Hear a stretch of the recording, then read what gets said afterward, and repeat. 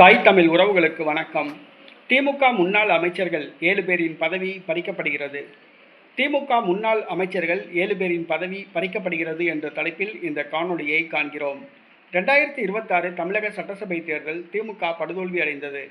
மறுசீரமைப்பு கமிட்டி அமைக்கப்பட்டு கட்சியை மறுசீரமைப்பு செய்ய நடவடிக்கைகள் மேற்கொள்ளப்பட்டன. அந்த மறுசீரமைப்பு கமிட்டி கொடுத்த பரிந்துரையின்படி ஒரு சில மாற்றங்கள் திமுகவில் செய்யப்பட உள்ளன.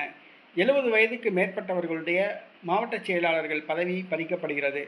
திமுக முன்னாள் அமைச்சர்கள் 7 பேர் 70 வயதுக்கு மேற்பட்டவர்கள், அவர்களுடைய பதவி பறிக்கப்பட உள்ளது. குறிப்பாக தமிழ்நாட்டை சார்ந்த திமுக முன்னாள் அமைச்சர்கள் 7 பேருடைய பதவி பறிக்கப்பட உள்ளது. முதலாவதாக ஆமா வேலு, திருவண்ணாமலை மாவட்ட செயலாளர். இவர் சட்டசபை கொறடாவாக உள்ளார். அவருடைய மாவட்ட செயலாளர் பதவி பறிக்கப்பட உள்ளது. திமுக முன்னாள் அமைச்சர் செஞ்சி மஸ்தான், இவருடைய மாவட்ட செயலாளர் பதவி பறிக்கப்பட உள்ளது.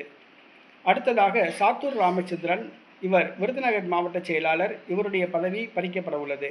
ரகுபதி, புதுக்கோட்டை மாவட்ட செயலாளர், இவருடைய பதவி பறிக்கப்பட உள்ளது. முத்துச்சாமி, ஈரோடு மாவட்ட செயலாளர், இவருடைய பதவி பறிக்கப்பட உள்ளது. அனிதா ராதாகிருஷ்ணன், தூத்துக்குடி மாவட்ட செயலாளர், இவருடைய பதவியும் பறிக்கப்பட உள்ளது. திமுக மாவட்ட செயலாளர்கள் 7 பேருடைய பதவி பறிக்கப்பட உள்ளது.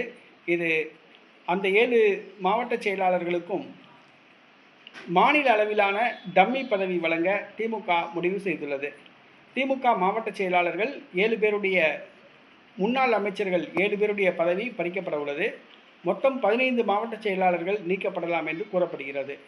70 வயதுக்கு மேற்பட்டவர்கள் பலர் மாவட்ட செயலாளர்களாக உள்ளார்கள். இருந்தாலும் கூட இந்த 7 பேர் கட்டம் கட்டப்பட்டுள்ளனர். இந்த 7 பேருடைய மாவட்ட செயலாளர்கள் பதவி மட்டும் பறிக்கப்பட உள்ளது. இது திமுக வட்டாரத்தில் பரபரப்பை ஏற்படுத்தியுள்ளது.